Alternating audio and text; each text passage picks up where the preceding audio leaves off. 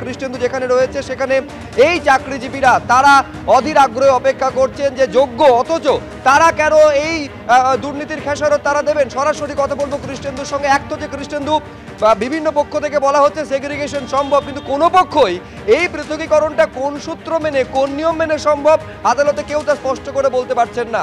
আবার কতজন অযোগ্য প্রার্থী যারা চাকরি পেয়েছেন তার বিভিন্ন রকম সংখ্যা সামনে কোর্টের সামনে নিয়ে আসা হচ্ছে, ফলে মূল প্রশ্ন একই জায়গায় রয়ে গেল, পৃথকীকরণ সম্ভব হলে কিভাবে সম্ভব তার কোনো স্পষ্ট উত্তর আজও আদালতে পাওয়া গেল না।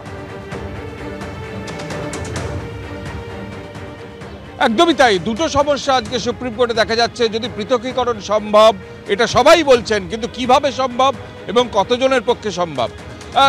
স্কুল সার্ভিস কমিশন 5000 সামথিং 5000-এর বেশি কিছু তালিকার কথা বলছে, কিন্তু বিকাশ রঞ্জন ভট্টাচার্য তিনি 10,750 জনের নামের কথা বলছেন।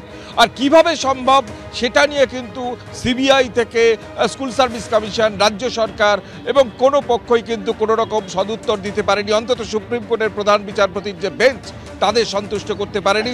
স্বাভাবিকভাবে এই পৃথকীকরণ কিভাবে সম্ভব, কোন ফর্মুলায় সম্ভব, কোন মন্ত্রে সম্ভব, সেটা নিয়ে দ্বন্দ্ব তৈরি হয়েছে। এখন রায়দান স্থগিত, রায় কি দেবেন সেটা সুপ্রিম কোর্টের বিচারপতির ডিভিশন বেঞ্চ, তার জন্য অপেক্ষা করতে হবে। কিন্তু যারা চাকরি করছেন 6 বছর ধরে, 5 বছর ধরে, যারা চাকরি বাঁচানোর জন্য রাস্তায় নেমেছেন, তারা কি বলছেন তাদের কাছ থেকে জেনে যাব।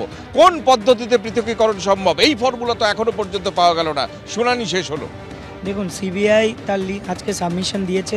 সিবিআই এটা জানিয়েছে যে পঙ্কজ বানসাল এবং ডেটা স্ক্যানটেক বা যাই হোক সেখান থেকে যে উদ্ধার হয় ওএমআর, তার ডেটা ম্যাচড এবং সেখানে দাঁড়িয়ে এর অথেন্টিসিটি এবং অরিজিনালিটি পাওয়া গেছে।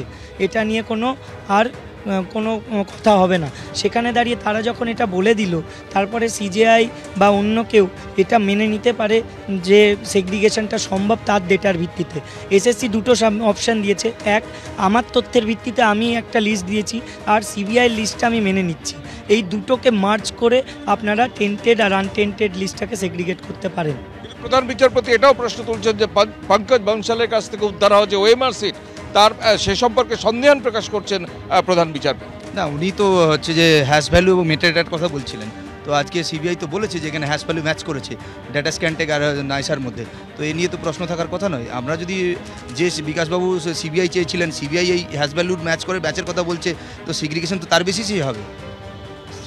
প্রশ্ন উঠেছে, প্রধান বিচারপতি প্রশ্ন তুলছেন যে কার তথ্যটা সঠিক, পঙ্কজ বানসালের তথ্য না কমিশনের তথ্য, কোনটা অথেন্টিক, এটা নিয়ে তো প্রশ্ন উঠেছে একদম সুপ্রিম কোর্টের অন্দরে। কিন্তু এখানে সিবিআই কনফার্ম করছে যে পঙ্কজ বানসালের কাছ থেকে যে ডেটা পাওয়া গেছে এবং ডেটা স্ক্যানটেক থেকে যে ডেটা পাওয়া গেছে দুটোরই হ্যাশ ভ্যালু ম্যাচড হয়েছে।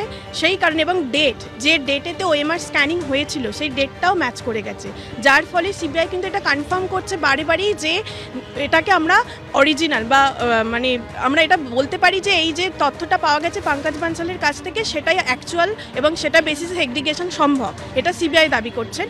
এবার আমাদের অনারেবল চিফ জাস্টিস যেটা নিয়ে ডাউট করছেন, সেটা নিয়ে যদি উনি ডাউট করেন তাহলে সেটা ওনার সেটা হচ্ছে তাহলে যারা আনটেন্টেড এবং টেন্টেড, তাহলে টেন্টেডদেরও কিন্তু টেন্টেড বলা যাবে না। তাহলে টেন্টেডদের টেন্টেড বলছে এই বেসিসেই, যেটা সিবিআই রিপোর্ট থেকে পাওয়া গেছে।